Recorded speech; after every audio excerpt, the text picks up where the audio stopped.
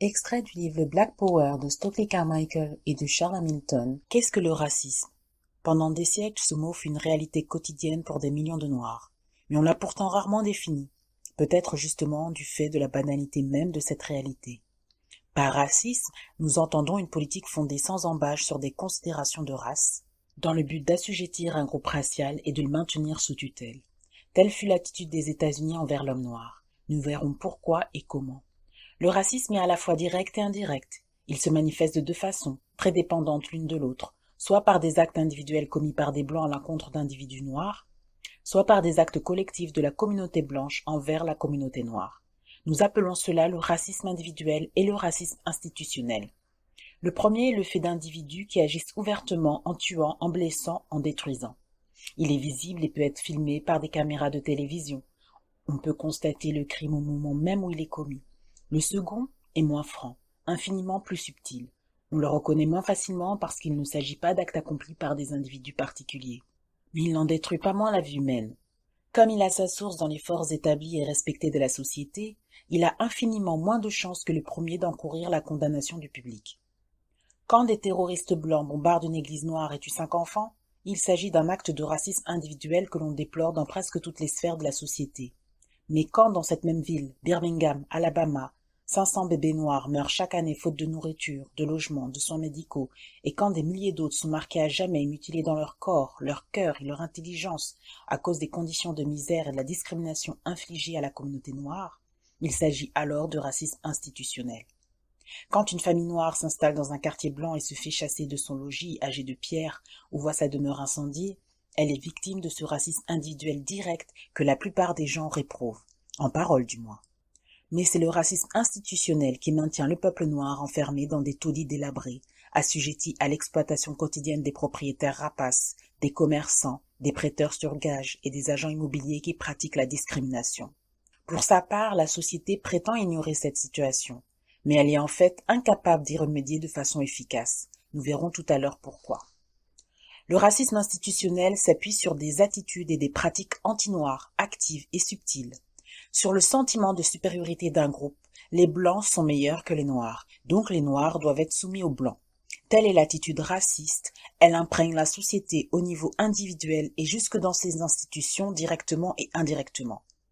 Certaines personnes respectables peuvent se disculper en tant qu'individus. Elles n'iraient jamais placer une bombe dans une église, elles ne chasseraient jamais à jet de pierre une famille noire. Mais elles continuent de soutenir les fonctionnaires et les institutions qui perpétuent le racisme institutionnel. Ainsi, si les actes de racisme direct, individuel, ne peuvent être caractéristiques d'une société, le racisme institutionnel, lui, le peut grâce au soutien des attitudes racistes individuelles qui se manifestent de façon indirecte. Comme l'a écrit Charles Silberman dans Crisis in Black and White, bref, nous sommes en train de découvrir que les États-Unis tout entiers, le Nord comme le Sud, l'Ouest comme l'Est, représentent une société raciste en un sens et à un degré que nous avons jusqu'ici refusé d'admettre et encore moins de combattre. La tragédie des relations raciales aux États-Unis vient de ce qu'il n'y a pas de dilemme américain. Les Américains blancs ne sont ni déchirés ni torturés par un conflit entre leur dévotion au credo américain et leur comportement actuel. Les problèmes raciaux les gênent, certes, mais ce qui les trouble, ce n'est pas que la justice soit reniée, mais que leur tranquillité soit ébranlée et leurs affaires interrompues. En d'autres termes, il n'y a pas de dilemme américain parce que les Noirs des États-Unis forment une colonie et qu'il n'est pas dans l'intérêt du pouvoir colonial de les libérer. Les Noirs sont légalement citoyens des États-Unis et possèdent pour la plupart les mêmes droits légaux que leurs concitoyens, mais par rapport à la société blanche sont décolonisés. Ainsi, le racisme institutionnel a un autre nom, le colonialisme. La comparaison n'est certes pas parfaite. Habituellement, on appelle colonie une terre dont le peuple est assujetti et physiquement séparé de la mère patrie. Ce qui n'est d'ailleurs pas toujours exact. En Afrique du Sud et en Rhodésie, les Noirs et les Blancs demeurent sur la même terre, les Noirs étant soumis aux Blancs, et il en est de même dans les colonies anglaises, françaises, italiennes, portugaises et espagnoles. C'est la relation objective qui compte et non la relation théorique, des droits égaux définis par des constitutions par exemple ou géographiques. Autre différence, dans le colonialisme classique, la colonie produit à bon marché des matériaux bruts, produits agricoles ou minerais en général, que la mère patrie transforme ensuite en produits finis et qu'elle vend avec un bénéfice substantiel, qu'elle revend parfois à la colonie elle-même. Les communautés noires des États-Unis n'exportent rien d'autre que du travail humain. Mais n'est-ce pas là une différence d'ordre technique seulement? Les colonies africaines vendent surtout leur travail. Les produits qu'elles exportent n'appartiennent pas au sujet puisque la terre n'est pas à eux. Revenons aux Noirs du Sud. Ils cultivent le coton et touchent 3 dollars pour une journée de travail de 10 heures.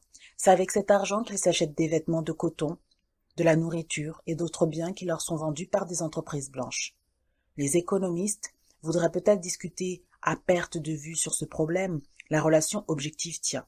Le peuple noir américain est lié par des rapports coloniaux avec le reste de la société, des rapports caractérisés par le racisme institutionnel. Pour aller plus loin, je vous conseille la lecture de l'ouvrage Black Power pour une politique de libération aux États-Unis de Stokely Carmichael et de Charles Hamilton. N'hésitez pas à vous abonner à la chaîne YouTube, à activer la cloche pour recevoir toutes les notifications lors de la publication des prochaines vidéos et je vous dis à très bientôt.